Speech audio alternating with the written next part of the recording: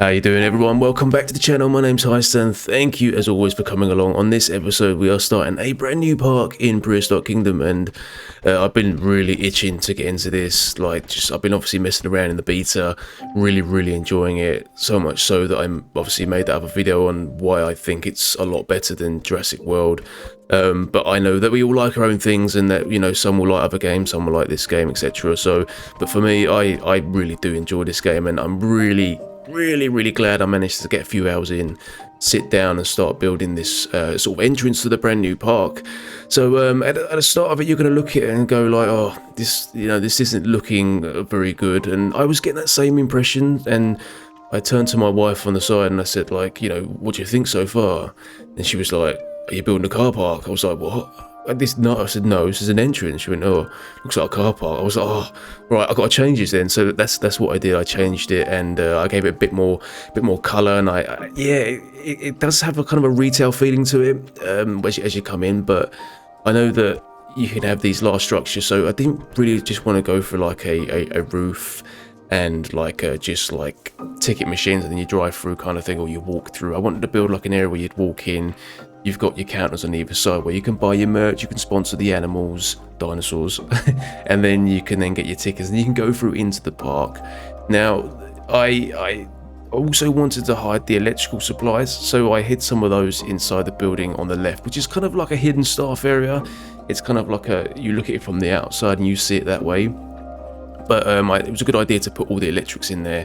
And also put like 3 windmills, those like wind electrical things on the roof. And I thought, you know, we aren't kind of like afraid to hide that we're kind of being eco. So I thought, why not expose those, make them look like, you know, we're using eco-friendly power here. And yeah, we just kind of went with that sort of drift.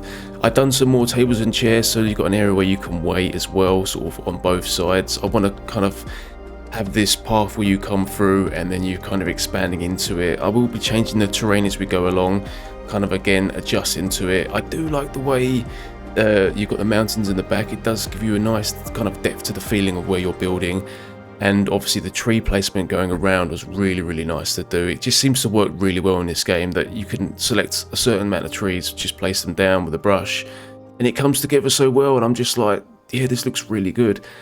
So also as well, what I found is that you've got a few props in there. So where previously in some of my other episodes I built like the desk, and I wanted to obviously make the computer, I wanted to do all those things. I think I made a boat as well, and I did the same thing, like a deck control. Here they've got like the desks where they've already got built-in computers. So I thought I'll use that because I really like it. It comes together really well, and you can adjust that as well. So you can just have the desk and not have the back with all this stuff being sold. And I think as well, if you're creating something in the future where you wanted to create like a shop and that, you could use this as a really nice prop. And I'm guessing later on as well that you will have staff members within the park that will be able to interact on that desk, a bit like Planet Zoo, because I think they do a really good job there, that give you that feeling that when you're in a park in Planet Zoo, you feel like it's alive, because you've got guests interacting with the staff, you've got the staff coming into the zoos, the habitats, sorry, and looking after the animals. And I think down the road on this, I'm hoping that's the direction they're going to go in as well. And just give it a little bit more realism as well, which would be really nice. So yes, I'm going to leave it there, guys. I hope you like what I've done. I do like to do in the finer details. I've done some things on the roof, like I built some aircon units, and I built like those really ghastly things that, you know, you can sometimes see exposed. You see them in like shops and stuff where the roof's really high, but they don't put a ceiling on. They keep it all exposed. You even see it in like restaurants now, and like some, you know, some bars and things like that, where the whole ceiling's just exposed. It's kind of like a look, I guess. So I went with that as well, and I did put in a glass roof to let a little bit of light in as well, because having obviously large walls will stop that light from coming in. But yeah, I hope you like it, guys, and I'm going to leave it there because I'm going to be talking far too much as always. And yeah, and I will hopefully see you in the next episode. We will be building a new dinosaur exhibit, and yeah, it should be really fun. I'm really loving this so far. So thanks for watching, guys. Enjoy, and I will catch you very soon. See you later. Bye bye.